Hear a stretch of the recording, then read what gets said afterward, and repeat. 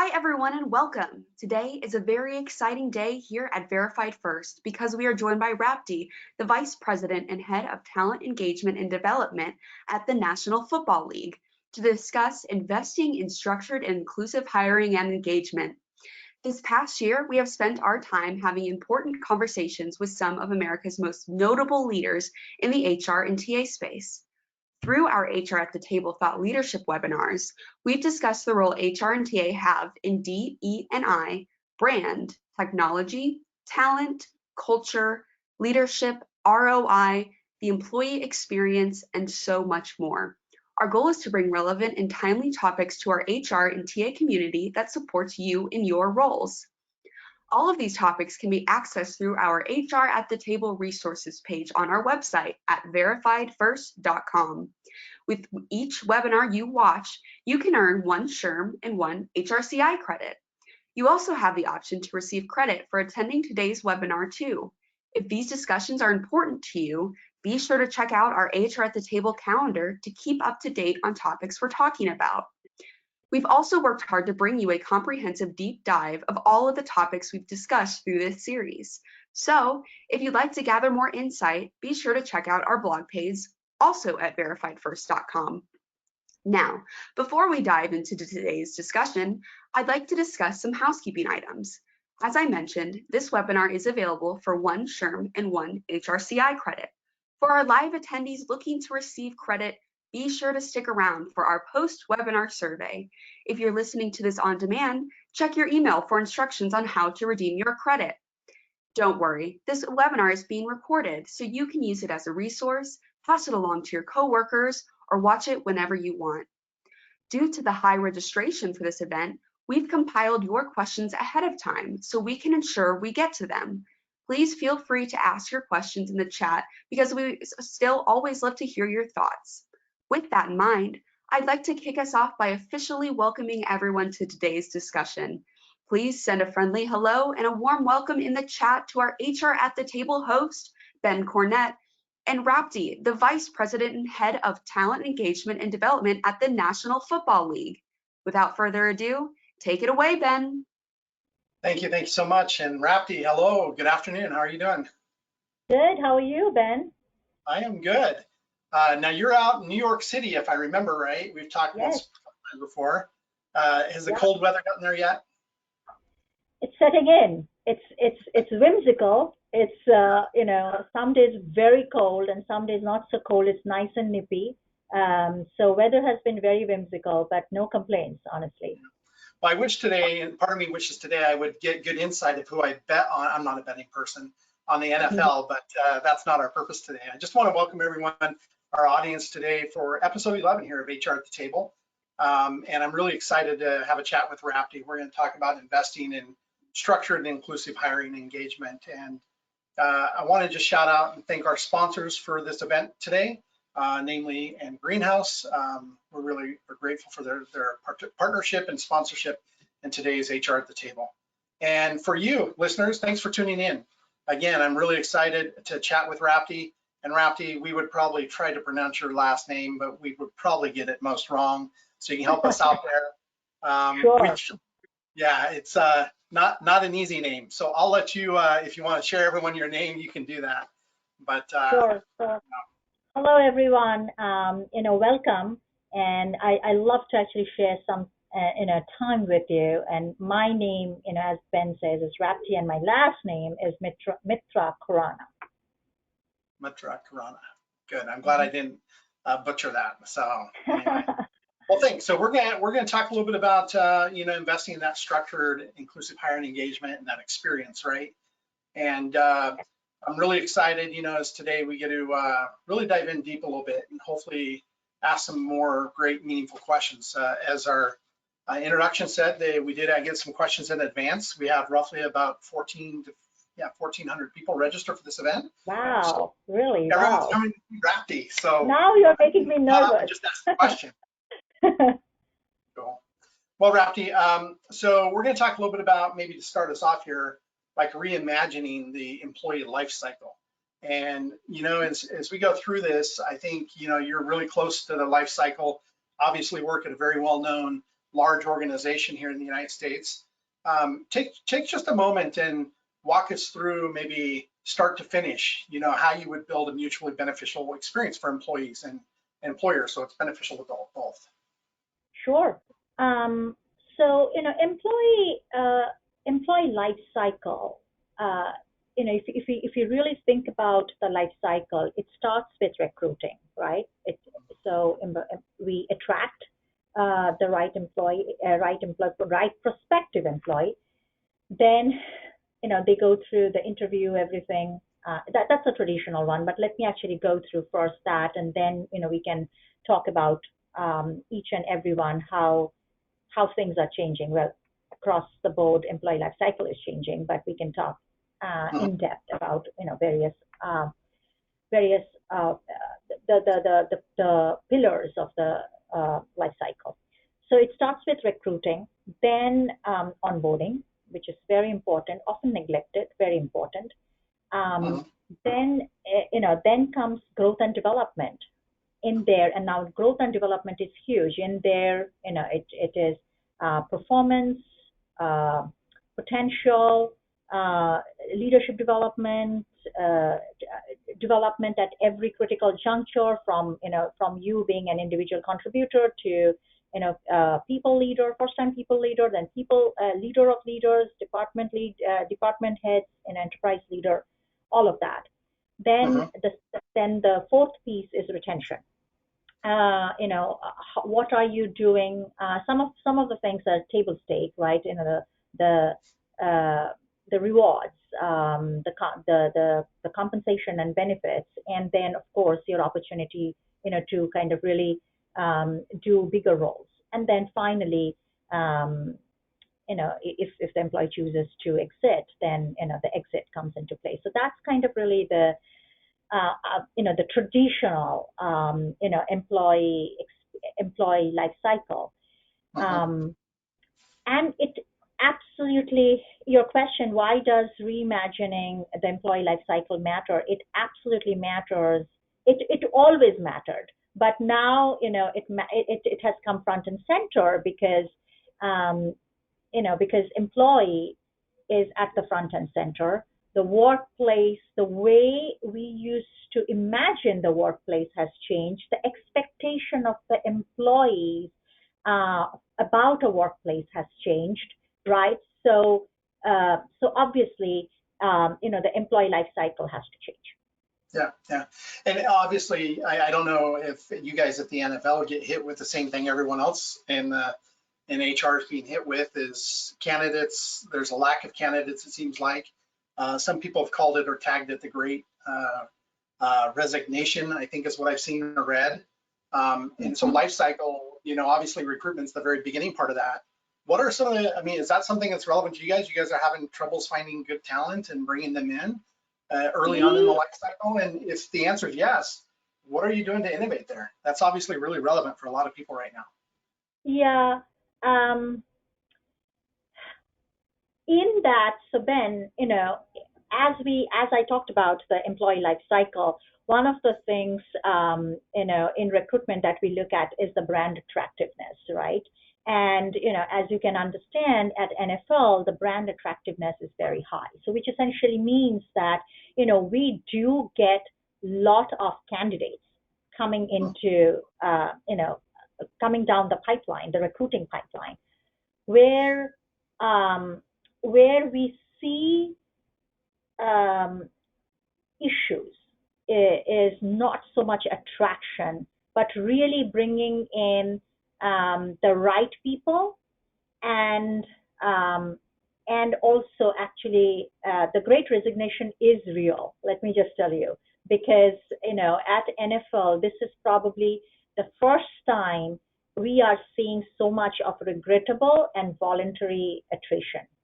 Oh, wow. Right? We never had that problem. It was a good problem for us to solve, that we did not have attrition. So what do you do, with these people who are, in the organization? They're highly tenured and they're in the organization for such a long time.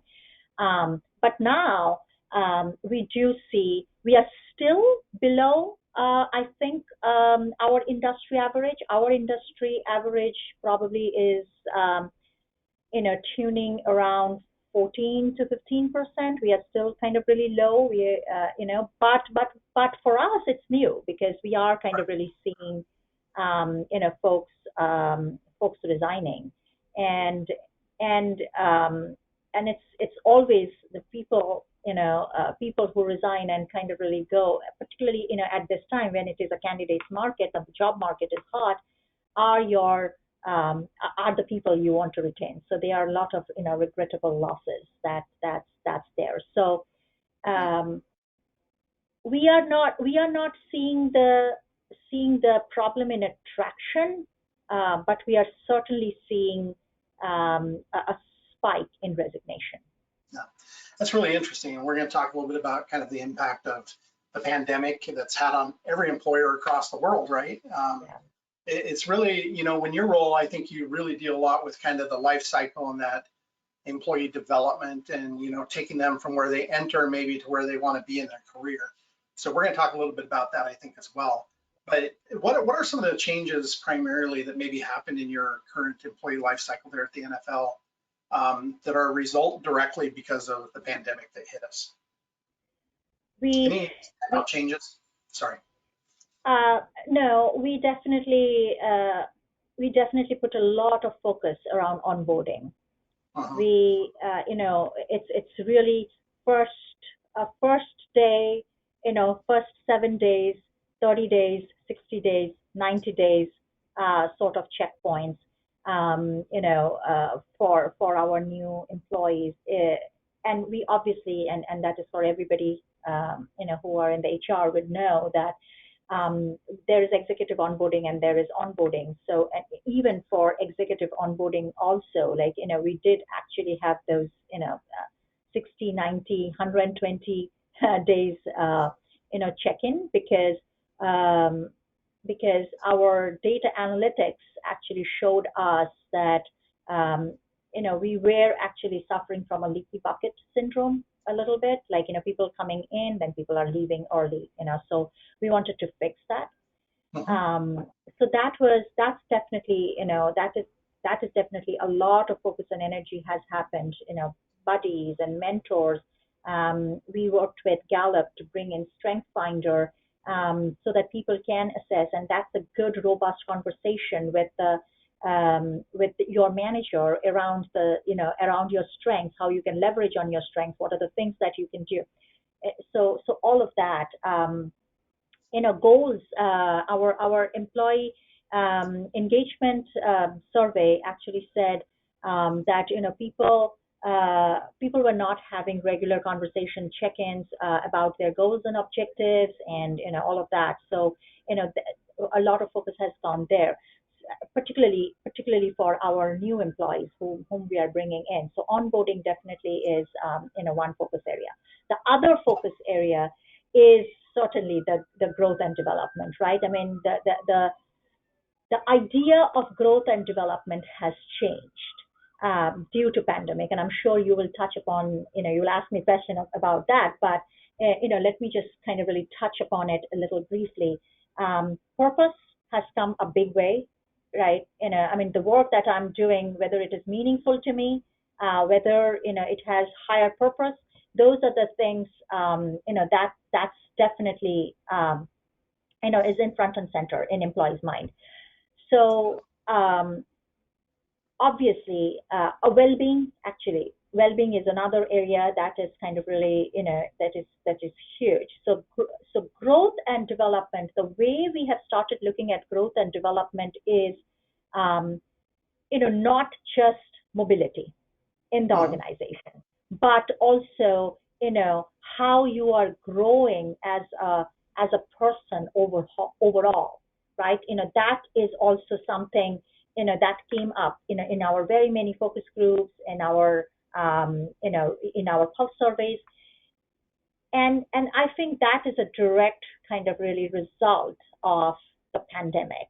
And also, you have to understand that before pandemic, we probably did not think about it, but pandemic kind of really made us think that work is such a social setup for many of our employees, right? Including myself. I mean, like, we spent an enormous amount of time, at the workplace. So, the traditional way of looking at workplace has to kind of really, change. Change a little bit.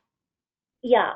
So to really give our employees tools to develop themselves as a leader, and also as a person, the personal growth became very important.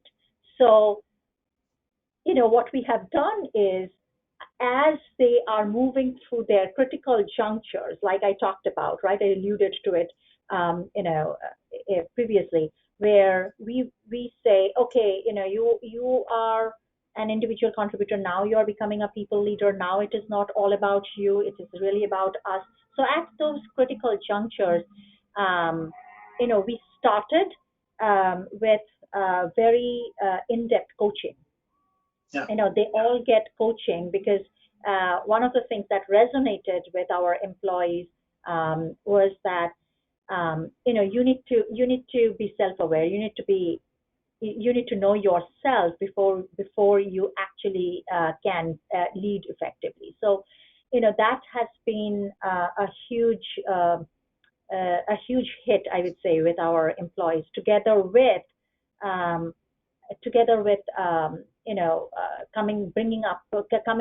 developing programs around well-being. And well-being, we actually focused a lot on how you can manage your energy, how there are time confettis. You do not get, a stretch of time, but you kind of really get, time here and there, and how you can use them effectively. So those are the things, I thought, where we got really, really good feedback, around that. And then our hope is in 2022 that we would really extend coaching to everybody in the organization. If not full-fledged, at least, have your 360, have your, debrief, and do at least 3 or 4 sessions so that you can come up with your own IDP, right? I mean, individual development plan. So that's kind of really, those are the 2, I would say, focus areas for us. I think what we noticed, Rapti, as a result of the pandemic, one thing, and kind of what caused HR at the Table to come to light for us, was, the reality is the pandemic has created HR and talent acquisition leaders to have more of a voice, right? More of a position at the executive table. And we talked with a couple past interviews about, speaking the CEO language, speaking return on results, right? And, it's really hard to some of those things you mentioned, like strength finders. I'm really glad that, like the strength finders and 360, those are things that we practice at Verified First. My number one strength is futuristic. And I really, really am excited that, we kind of share some ground there. But at the end of the day, I think our VP of HR at Verified First has more of a voice than ever before, and I think that's happening throughout many people in the organization. I may pop in. We have a quick question from the audience here, and hopefully it's okay. If we can't answer, we'll say, it's a good question. We'll get back to you. But this one's from Jennifer. And Jennifer says, I lead a rather small company, so there are 230 employees. What are the benefits of implementing an employee life cycle for an organization as small as hers? Any thoughts? I would say that, Jennifer, for your own sake, it will be very helpful to, even if it is 230 employees, to kind of really think about the employee life cycle and think about what are the processes that you can bring in the organization. Now, granted, I'm assuming if it is 230 employees, everybody is doing everything, all hands on deck most of the time, but yet people will crave for, I bet you not, people will crave for growth and development, right? If you actually do some focus groups, maybe with, 50 people, they will say that, I would like to know, where my career is going in this organization. So, you actually have the privilege of the numbers. Sometimes, like, scaling up is, tougher. If you have that number of 230 and you think about, employees saying, how am I giving the experience to the employee, to each of the employees will be very helpful. And then as you are thinking about it, you are actually building the culture. You have to pay attention to that culture, right? What you are building. So I think you should absolutely invest in employee life cycle. Good. Hopefully, Jennifer, that answered your question, and thank you so much for the question. Keep them coming. So, you talked a little bit earlier, Rapti, about this idea of we're all social creatures, right? And this creating maybe some kind of a social contract. When we talk about reimagining the employee life cycle, what does that look like? We spend a lot of time at work and we spend a lot of time with our coworkers, and I'm guilty. Like, I'll be the first one to admit I'm guilty. I don't go out and do happy hour with my team. Maybe I should, but I don't. It's not like my natural inclining, right? I love my team. I love everyone on my team, but I just, as a manager, I'm not, I think, really outside of work. I don't really get socially involved. How do you do that within the work hours? Because I think there could be others maybe are like me, like turn off work, I want to be at home, right? But the reality is, I think there's a certain component we have to do that at the office. Any ideas on how you reimagine that whole social contract that I think you call? Yeah, and that's actually a very good question, Ben. It is important, and we are telling actually our people that you don't have to do anything outside of the work hours. But like, remember we talked about the time confetti, right? I mean, like, those little time that you are available. Think about those times and see how you can actually reconnect with your team members. Now, we have been doing Strength Finder for quite some time now, right? From, I would say, for 3 years. And what we have realized, this is where, like, data helps. What we have realized organizationally, we are very much of a relator, which means that, people actually would love to have one-on-one conversation rather than, big ones. That doesn't mean that, we do not have happy hours. We do have happy hours. We also celebrate, various festivals. We just kind of really celebrated, Diwali.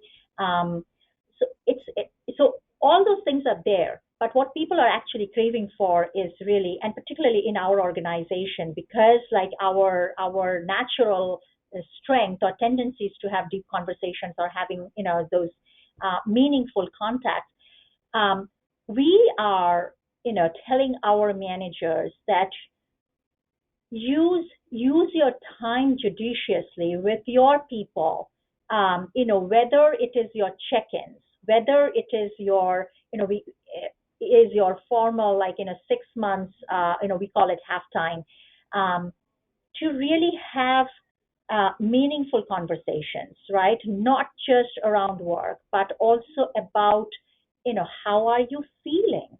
Touching on that, like, how are you feeling? How are things?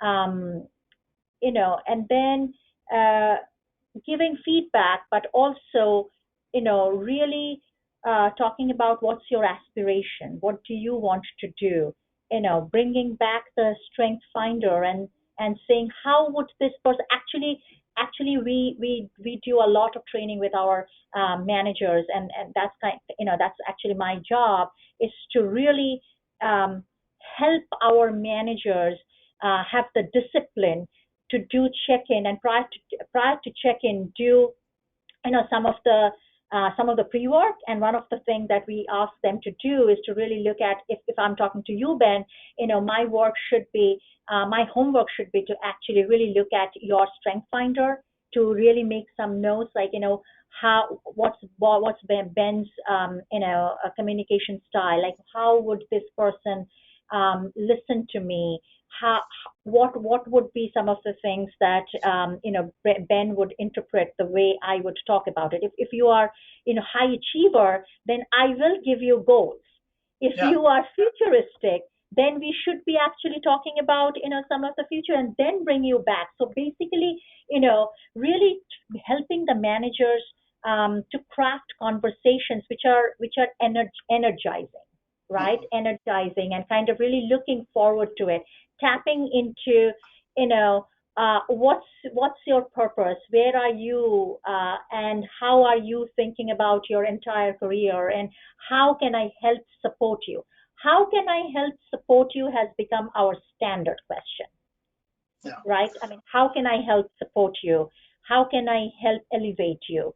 We have kind of really drilled that in our, managers' head that, you cannot leave any of the conversation without asking those questions, and make it authentic and genuine. Right answer,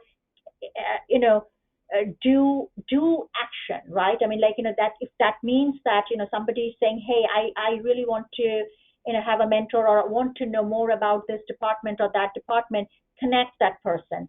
If that means that, I really want to think through about my career, give them some next steps, like some tangible action, after you ask that question, so that, it continues. It's not like, one snapshot, like, you do check in, put the checkbox and that's done, then you go to the next check-in. Yeah, I really enjoy that. Like at Verified First, I've learned a lot. So in my management career, right? And it's been really interesting because just this last week, I had a conversation with a team member and really getting to know kind of priorities in that person's life, right? Is understanding what's at the top of the list and why. And, we had real conversations about it. And it was really, really I kind of walked away with goosebumps, a little emotional somewhat, because man, if I were young as this person is, she's younger in her career, I probably would have been in a much better spot now. So it's really important that my goal and our goal here is make sure that we can help our team be the better version of themselves, right? Yeah. And we're coaches, and we're helping. Right? So and what you actually said, Ben, is very important. Like, help people prioritize, because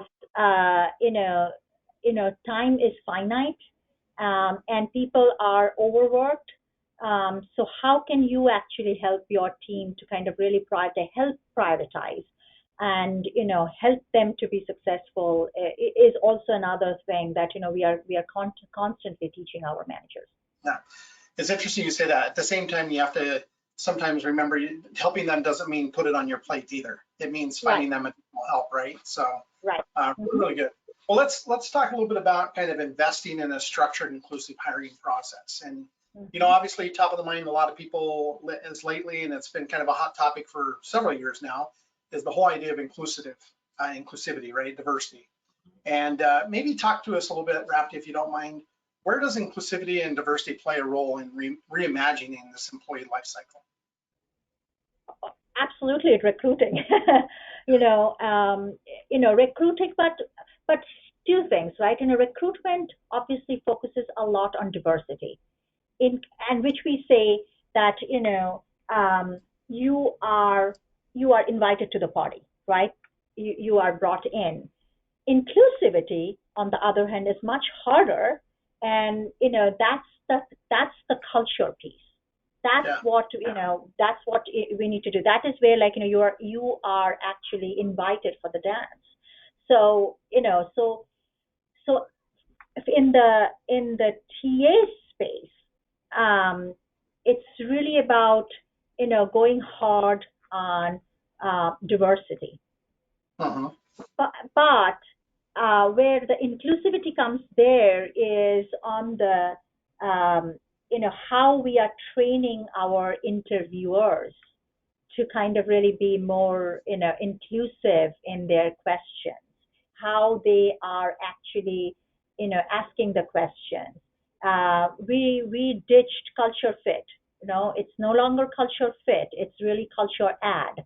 So are you open to diversity of thoughts, ideas, the way people are kind of really, if we obviously give case studies and other things, so how people are kind of really thinking about it. It's being aware of your own biases. We have very structured training for our interviewers, they have to go through it. Otherwise, you are not certified as an interviewer. Around these topics, mindful of your language, be curious, right?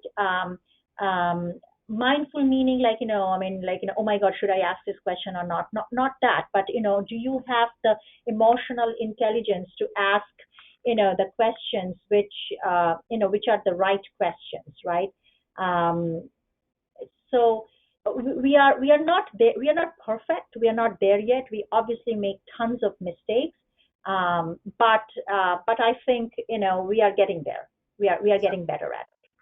Yeah, it's really interesting. So, I like the concept, and Emma popped a question here in the chat as well. So it says, you mentioned you can invite them to the party and how you make them feel welcome when they arrive. So we can invite them, right? Her question is, you can invite them to the party, but what are some things, maybe you have a couple of examples, Rapti, that you can provide that, someone came on board, you got through the recruitment process, onboarding is now started. Maybe a couple of examples that you make sure they're still included, like they feel inclusive with the organization, with the mission, with the other people. Any idea or specific examples maybe? Yeah, I mean, first and foremost, we obviously have a buddy system. Like we have to have a buddy so that you can answer everything. I mean, the ways around here, right? I mean, every organization also has their own culture, and our culture is quite strong. So, the ways around here obviously is very important. We definitely also have, somebody from our ERG, reach out. So we have I think 7 ERGs at this point, and we give our ERGs are employee resource groups, right? So we have one for Black. So that's our Black Engagement Network. We have one for Latinx. We have Asian. We have parents in NFL. So all of that, there are a few more. So we give ERGs, the list of new hires. So somebody from the ERG would actually reach out and kind of really help them understand some of the works around diversity and inclusion and all of that. Like what are the things that are happening. Mostly also if they want to kind of really be part of, any of the ERGs, so that's one thing. And to your point, how this person now, like, now inviting that person to the dance, like, to kind of really see that, this person is bringing the full, its whole self and like, really using its potential. That's where, having the first, after 15 days, that check-in with the manager. So manager is obviously there, the first day, and then, all the other things happen. But then, at a 15-day time, like, manager check-in, we consider that to be very important, just to kind of really understand, like, how are things, what are things, not like, here are like, 50 pages decks that you kind of really, read. But this is where, manager also gives that person the observation and saying that, hey, I actually heard, you say something like this, that was wonderful. Keep doing that. Like, that was really good. I saw, you push the envelope there. That was really good, and kind of, just challenge the status quo. Also, that is also another time, where we, from talent engagement and development team, we check in with, with the new hire to say how things are, how are you, getting used to the team and all of that. If it is a new leader, then at around 15-day time, it is actually between 15 to a month, like, maybe at a 30-day time, we also do a new manager assimilation program. Where, we ask them anything, like, anything the team wants to ask, that we ask. We do not have the the leader in the room for first 10, 15, 20 minutes to say that, what do you think are the strengths of this person? Like observation from the team. We put it down, we sanitize it, we put it down in a whiteboard, and then we bring in the manager, and then we say that this is how your team kind of really observed you, and so give us your yay or nay, and all of that. It's fun. It's nothing serious. It's really fun. And then the team asks questions, and then we actually give leader a good amount of time to really talk about the leader's vision and how he wants to kind of really look at the team and all of that. So that's definitely one piece that we do with our new leaders. If you are an individual contributor, like I said, you sit with your manager, you have those conversations, you actually have the buddies, we talk with the buddy. By the time you are at a 60 or a 90 day point, that is when we actually start thinking about whether this person would actually benefit from having a mentor. If it's especially if that person is an experienced hire, and but we don't do any structured mentoring. I mean, we fully believe that it has to be employee driven. If we help the employee, the new employee, to kind of really look at give names of the mentors and their strengths, and and the strengths of the mentors, the areas, departments that they work with.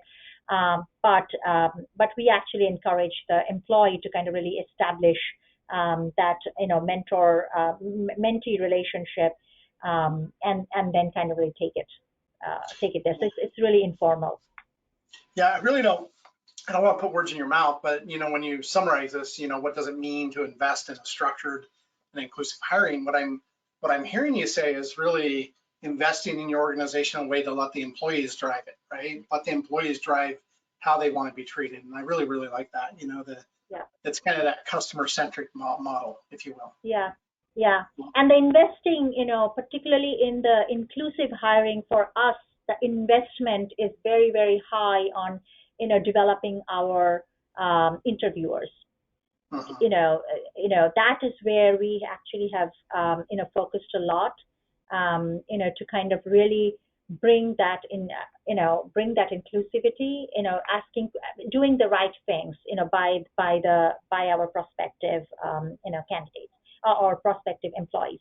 That's where we have actually put a lot of our investment. Do you think, Rapti, this is probably not a question that we've really prepared for, but a question that came to my mind. Do you think that as a result of the pandemic, organizations have basically knocked out or killed these pre-existing practices that really didn't allow for more diverse and inclusive workforce? Or do you think the pandemic's made us a little bit more maybe myopic, if you will, focused on less diversity and less inclusivity? What are your thoughts? No, I think what pandemic, really helped us think through. I would say that at least, at the NFL, and even the other organizations, folks that the chief talent officers that I speak to, I think it has accelerated the pace. Yeah. It has really accelerated the pace of prior to pandemic. It was happening at a pace, everybody was okay with it. There was no complaint, but we never thought that we can accelerate it at such a pace. And I think pandemic definitely accelerated the pace of diversity, inclusion, and equity at a rate which is remarkable. And I just hope that as things come to normal, we actually keep the momentum going, keep that pace, because if that is what is required, to kind of really achieve what we would like to achieve, right? Many organizations, including ours, we have our goals, and we want to actually achieve, and how cool it would be if we can achieve it sooner than we expected. Yeah, that's always the fun part, is when you come in earlier than promised, right? Yeah. Yeah, I think that the pandemic's kind of helped with, as a result of the pandemic, the digital transformation sped up, right? And it's kind of leveled, my sense anyway, it's kind of leveled the playing field, right? So everyone really does get treated with a similar process, similar policies, Yeah, you know. and to your point when you said that whether it has slowed down. Well, here's the thing, like nobody thought after the pandemic the market will shift this way. I mean, it's a good thing. Yeah, Like, it's a cannabis market, its market will shift this way. Nobody was thinking about that, but it happened. And so now what? Now, because of this resignation, there is a pressure, right? There is a pressure to fill in, the backfills and all this, like the filling time to be much shorter. But that is where my COE, our chief diversity officer, our diversity office COE, and talent acquisition COE, we are continuously working with our businesses, business units to kind of really say not acceptable, not right. acceptable. Right? Yes, it probably takes time. Yes, it is hard to find, but it is not that you cannot find. So, so yes, there definitely is pressure. I mean, like, it's not a smooth ride at all. There definitely is pressure, and especially when you are at. I mean, when we are looking for, bringing in candidates for a big role, the pressure is really very high. But that's where you kind of really have to navigate. You have to pull in. We have dashboard and metrics and all of that. Which informs our leaders that data is kind of really saying the word. It's not us. So what can be done? So yes, it's not a smooth ride. It's definitely very easily we can really veer from our diversity goals and say that let it go for some time till this madness gets over. But I think that we are doing quite a good job of kind of really keeping the heat on the diversity lens. Yeah, it's really interesting, because I think one thing I noticed in talking with a lot of HR leaders all over the country in all walks of life and all sizes of organizations, what I get from HR and talent acquisition and you, Rapti, you guys are innovative. You guys adapt and overcome. You all should be Marines, I think, because that's their slogan, right? It's adapt and overcome. So anyway, well, I want to shift gears a little bit here. And before I do that, I have a couple questions from the audience. So just remind everyone, you can chat questions as we're going along here. But this one's from Scott, and kind of related to what you're talking about is, what are some ways I can engage my employees who are aware of the external job market? And how does he slow down the Great Resignation? Any tips? And I think it's going to go back to this engagement piece in just a minute, but I want to go there. Go back to Scott. Go back to the first principle. Really, I think this is time. If you do not have an employee value proposition, this is the time to have an employee value proposition. If you have one, then spruce it up and do tremendous amount of internal marketing and PR around it to kind of really we have to actually re-engage our employees, right? We have to re-engage our employees to kind of really help them understand what are the things we can offer. And then you have to really look at what are our offerings on the table, right? Are we looking at it and kind of really communicating that authentically, saying that, hey, these are the things that, we are looking at. These are the things, that are coming down the pipe. And then, Ben, to your point, relentless pulsing. We have been doing, pulsing. Initially, we were very skeptical, like, people will just, go bonkers because, we are asking them so many questions. But people gave feedback that we love it. So, initially we started it every quarter. Then we actually moved it up to every 2 months. And what we did when we did every 2 months was to kind of really not ask every question under the sun for the pulsing. We kind of really chose, what are the things we want to know, right? And maybe like, really doing either one theme in depth or at most two themes, so that, it's kind of really people feel that, they are giving feedback on different subjects and areas. And then we go back to them. That is actually very important. It's not just the pulsing, but really going back to them and completing the feedback loop, saying that, we heard from you, these are the things, this is what we are planning to do, and here is how, right? So, so we have been quite meticulous, actually, kind of really doing that. And then,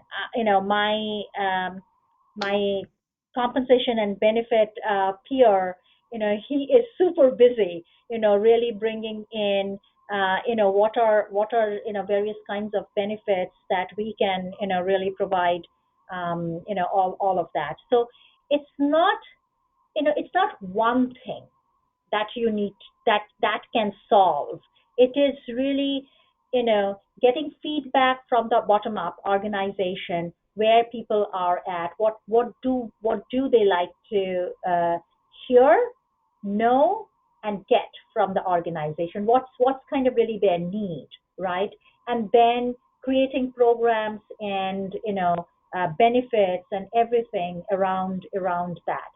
Certainly employee value proposition, and certainly talking about our mission. At every town hall, we kind of really reiterate our mission, to kind of really help people get grounded, that who we are, what's our purpose, and how we do, how we would like to actually deliver our value proposition to the world. Yeah, that's awesome, Rapti. I know I wished I had like 2 more hours we could chat, so we unfortunately don't have all that time. We might have to do another one of these. But I want to spend a little bit, this is probably your biggest passion from the conversations we've had in the past. And this is kind of related, I think, to Amelia's question. Amelia said a question. In the digital workplace, how can I keep employee morale and engagement up? So maybe as we think about the multiple benefits of employee experience, how learning and development impacts that, maybe we kind of talk to Amelia's question a little bit of, how do I keep that up when everything's digital? People are tired of Zoom, they're tired of webinars, they're tired of virtual meetings. And I think obviously some organizations are in person, so that's a little bit easier to do. But any comments? And unfortunately, we have like 30 more questions. I don't think we're going to get to them all. But let's go through this, Yeah. And we'll kind of maybe wrap up on this flavor here. Yeah, no, it is tough. It is tough to kind of really. We are actually reevaluating our meeting priorities. As leaders, we are asking our leaders to kind of really say who really you want to be in the meeting. That everybody wants to. Do you want everybody, or is it fine? So we have to come up with. We are trying to come up with. There's no easy answer, and there is no right answer, right? We have to come up with more innovation. And this is where actually more innovation is happening at the team level rather than at the enterprise, at the lead level, where I kind of really sit and look at the organization. It's really at those, manager level, team level. They are saying, you know what, no Zoom Fridays. We will just do emails, or like, no email after 6 p.m. EST, or if and we are in an entertainment business, right? It's crazy world for us. Like, there are people who are actually working on Saturdays and Sundays. So how can we give them breather so that they feel rejuvenated? So there are many ways. Like I know NFL media, they have come up with certain rules to kind of really tackle this one Zoom after another, Zoom fatigue, and people are kind of really getting burnt out by meeting after meeting and sitting on the Zoom. We kind of really say standard, like if you do not want to have cameras, it's fine. So various ways. Yeah. So as you think about learning and development, Rapti, what are some ways you see the learning and development or investing in the employee experience with your organization? How does that help solve the challenge of the resignation? What does it do for the employee when they really understand that you're trying to help them learn? In your terms, you're being the helpful hand, if you will. Mm-hmm. Yeah. First and foremost, growth, talk to me about my growth and my development was always there, right? It just kind of really got amplified, post COVID. And what we are doing is, for learning, particularly like, I want to learn something, that aspiration, we are very clear that we want to kind of really make it micro learning, on demand, bite size. So, we have LinkedIn Learning. We also curate, TED Talks. We, we bring in speakers. But the point is, like, we want to kind of really give people just in time learning, and it is bite sized so that they can kind of really do something with it. Gone are the days, 2 hours learning or 4 hours learning. That's not going to work. My MBA program, that's gone. It's easier now. Yeah, I mean, it's yeah. I mean, at least at NFL now, at the NFL, that's not going to work. Yeah. But at the same time, so that's kind of really the learning piece of it. Hey, I want to grow in my job. I want to learn new skills, right? That is how we are trying to solve that. But there is also a big piece around, I want to develop myself to kind of really take on more responsibilities, right? And obviously organization also has the need, like, where is our, pipeline for leadership? Like, so we are very, very focused on, doing life cycle leadership development programs. And also, and last year we kind of really toyed with, being it fully online. This year we are trying to, do hybrid. Next year we will see.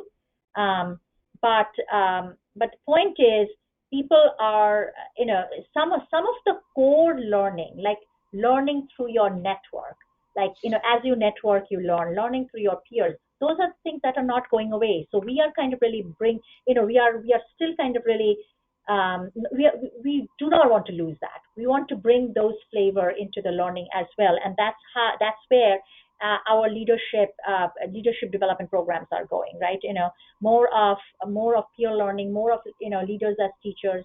So we have something like, a lot of our leaders actually come and teach around leadership. We have our, club leaders, like club presidents. They come and they kind of really talk about it. So learning, as I'm sure you are hearing it. But that is what we are trying to kind of really put in. Learning in the flow of work. Learning not like, outside, but kind of really, putting it in the flow of work. Yeah, that makes a ton of sense. And, we're going to transition to a poll question here real quick, Rapti. Here at Verified First, we've been running a year-long poll. This is the 11th month we ran it, and we're at the end of the year into early 2022, we'll be publishing what's called the ATS Buyer's Guide that's connected to this question. So, when we think about this question, I'm all excited always about the polls. Let's see. Yeah, it's always fun. Well, I'm going to start a poll question here real quick. And maybe before I do that, are there any tools, if you were giving organizations like this, what was her name? The first question was Jennifer, 230 employees. Are there any tools, organizations like that, technology-wise, that would help them kind of manage that employee life cycle that maybe not asking for your endorsement or recommendation, but maybe they should take a consideration at? Like when you say tools, like tools for anything, particular? Yeah, so like tools for deploying any kind of maybe a learning management system to be able to track their people through their development engagement process. I see what you're saying. Yeah, I mean, yeah. See, I mean, having a one source, having a robust employee data is always helpful. Mhm. One source of truth is always helpful. That doesn't, I mean, for 230 employees, you don't go to Workday or Oracle or like that. But I've heard Bamboo HR is really good for, for organizations which are smaller, so that you can have, you can actually have a lot of employee data in there, and you can do data analytics. Um, for um, for an organization like yours, Jennifer, for employee engagement, employee engagement or anything, do your own pulsing. You don't have to go to Gallup or anything. You can do your own pulsing, and and if you have the time and the bandwidth and the team, I mean, it's a good learning for your HR team also to kind of Yeah. really gather that data and do it. Because you're also small, I mean, again, the connectivity is very important. Like, having some focus groups is not at all a bad idea. Yeah. You know, um, and particularly for, I don't know, unfortunately, for the TA space, at that, at that size of the organization, what would be good. But my guess would be like, start small, and then do a trial maybe, and then invest. Yeah. Well, good. Well, here's the poll question on your screen. We'll let the audience just take a few minutes to answer. So again, this is going into year-long poll. What areas of technology are you looking to replace within the next year? Just take a moment. We'll let everyone vote here. Um, I don't know how close you are to technology in the NFL, and I would imagine technology doesn't change all that often at the NFL because it's, a large organization. It's harder to make those changes. What do you think is going to be the top pick here from our audience? Any I guesses? don't know. I think ATS probably will be one. What do you think? Or maybe background screening. I mean, given the volume. Yeah, CRM, actually, I'm not sure. I'm not sure about the CRM, but who knows? yeah, it's actually applicant tracking system comes out the top, and Yeah. we've run this report. It's called the Applicant Tracking System Buyer's Guide, ATS Buyer's Guide. Mm-hmm. This will be our third year publication, so I'll make sure I share it with you, Rapti. But ATS Yeah, continues thank you. up.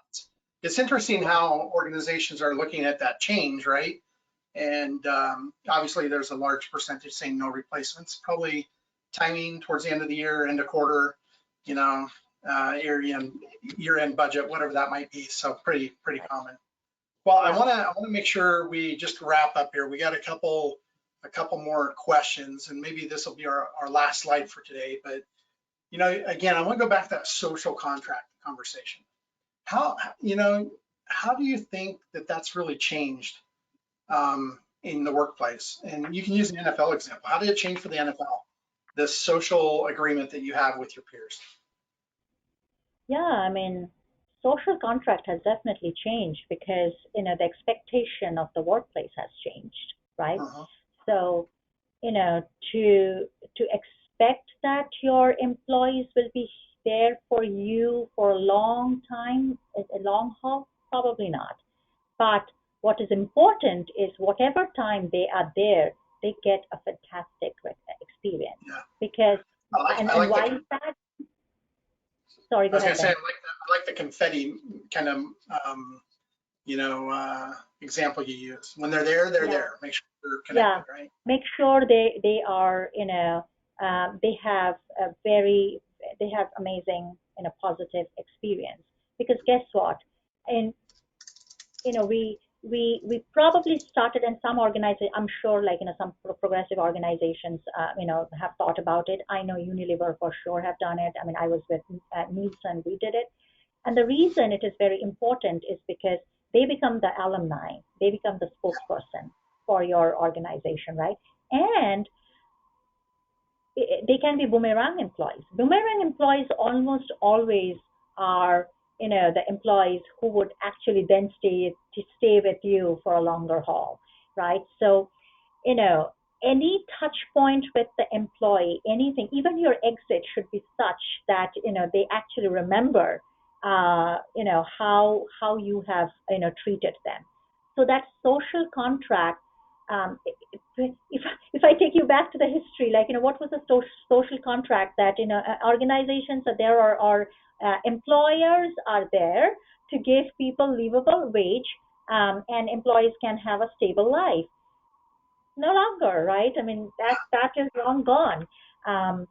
So that's one piece of it. And the second piece of it, the social contract also is, I have seen, and particularly at the NFL, this was like, really my learning here, is that the employment type changes, right? So from full-time, it is not like full-time that person is leaving, but then from full-time that person becomes part-time, or full-time and then become freelancer. So, as the nature of work changes, the social contract changes, but the employee experience remains the same, right? So, what I would say, the legality of the contract probably remains the same, and probably changes, but the employee experience should continue to remain the same, even when the person moving from, say, full-time to becoming a gig employee. Yeah, definitely. Well, this has been really good, Rapti. Like I said, we could talk for another couple of days, and you've got a lot of good information. I really appreciate, hopefully we can get you back on another interview. I know we interviewed Liz Varghese back at the beginning of the year, and you guys go way back a long time ago. So maybe we get you and Liz from IBM to come and join us on one of our interviews collectively. And I'd like to talk a little bit about the future of work in 2022. But anyway, I know we're up on our time. Yeah, I know we're up on our time. I just want to again call out and thank Namely and Greenhouse for sponsoring today's event. Contact information's on the screen. You have any questions? And Rapti, if you get overwhelmed with email, send them my way. I'll respond for you. Sure. Feel free to do that. But we want to thank you, Rapti, for your participation, and certainly thank all of our guests today for listening to episode 11, HR at the Table, and hopefully you got a lot out of it. Just to wrap up here with our voice in the wind, I'll call it today, and how to get your Sherman HRCI credits. Well, that about wraps it up for today's discussion. I want to thank everyone for your attendance today, as it is always important to learn about inclusive hiring and engagement practices. I'd also like to give a big thank you to our host, Ben, and to Rapti for having this great and relevant discussion. We love to hear what you thought about our webinar today, so make sure to leave us some feedback in our post-webinar survey. For our live attendees, stick around just a little bit longer for our post-webinar survey to redeem one SHRM and/or HRCI credit. For any on-demand listeners, check your email for instructions on how to redeem your credit. We'll be sending out the webinar on demand in case you want to use this for a reference or send it to a colleague. Also, stay tuned for more HR at the Table webinars and for blogs deep diving into today's discussion.